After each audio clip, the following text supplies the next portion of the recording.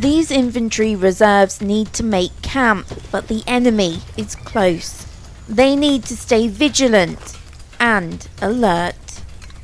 The first thing to look for is it mission relevant. So if it's an amazing location but 15 kilometres away, it's not relevant. It needs to be located away from tracks and roads used by the enemy, away from the enemy positions. Generally you avoid wet, marshy ground. Got to be near a water source. Crucially, good communications. So as soon as I came in, I did a radio check with my company commander to make sure he could hear where we were. We're situated in Helicopter Wood, so that's the Platoon Harbour area, and we've currently got clearance patrols going out in and around the northern edge of that wood block to make sure that there's no signs of enemy activity. The reserves have now found a camp that they're quite happy with, so they're going to stay on this wood block for the next 72 hours. Checks have been made, reconnaissance teams have inspected the area, so all that's left now is to turn it into a camp. So right now we're just building up positions for sleeping, and obviously so basically it's just to give us a bit of cover from fire and a bit of cover from a line of sight. It's basically just so that we can, whilst we're sleeping, if we do come under contact, we can just pack up, because these will be about knee height, so they'll be about there. And if we do come under contact, it just gives us a bit of extra protection from the enemy. Yeah, so currently we've just been shaping out our individual shell scrapes, and now we're just starting to pad out the surrounding areas and just padding out with some camouflage as well. These Kingsmen are out to prove that they are Lance Corporal material. A rise up the ranks means more responsibility and more opportunities in the British Army of Reserves. It's a big step up in responsibility, because not only are they working to that corporal, this course will train them to take over from that corporal if he is incapacitated or unavailable. So they're not just learning the role of stepping up from Kingsman to Lance Corporal as Section 2 IC, they are learning on this course what the section commander, the full corporal, does as well, so they can deputise for him or indeed replace him should the need arise in an emergency. Once head check is complete, we will step off again as a platoon. Over the last 10 days, they've been out here reacting to a range of scenarios, from battle prep to leadership and survival skills.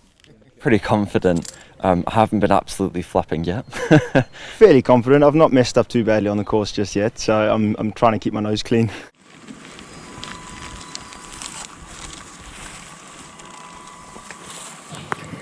It might seem calm at the moment, but in the next hour, a full-blown platoon attack is going to take place just outside of this woodland. On the right, providing flank protection. These future junior commanders are using all of their new skills alongside partnered units. As while they may each be working for a promotion, it's something they will only achieve as a team.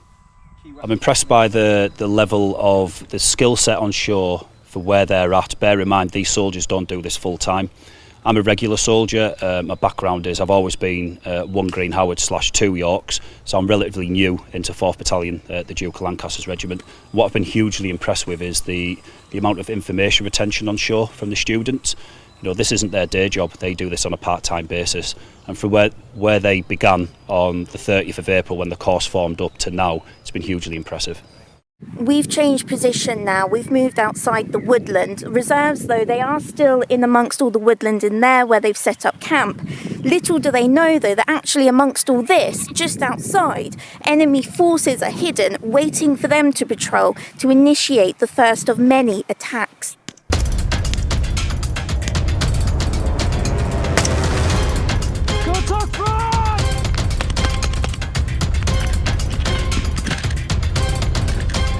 Objective: take down the enemy while remaining out of the line of fire with no cover in an open area. Keep going, lad.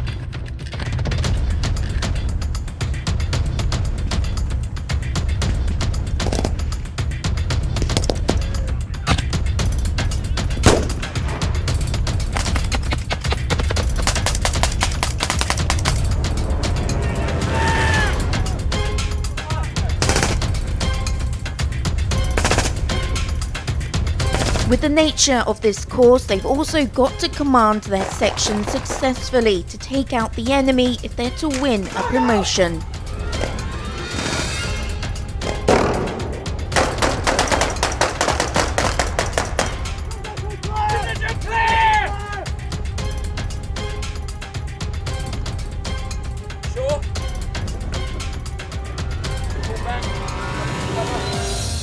We're always trying to surprise the troops. The reservists are usually used to having enemy in lines, so what we've done is we've put them off the flanks to try and throw them off. But the lads have responded well. Some of the sections have actually rolled them positions under their own steam because the enemy was that close. So the commander has made that decision and saying, right, we're going to roll it, and then that's what we're trying to do on the Carder, is get the Kingsmen thinking as commanders and making their own decisions. That's it, good, using the dead ground, that's it. Right, Grimmy. Push up, mate, push up.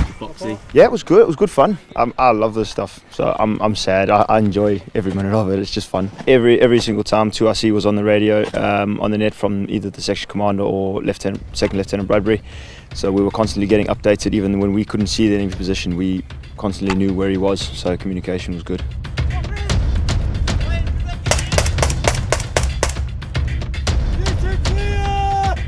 While they may have won this fight, the battle for a promotion continues. Kirstie Chambers, Forces News, Nesscliffe Training Camp.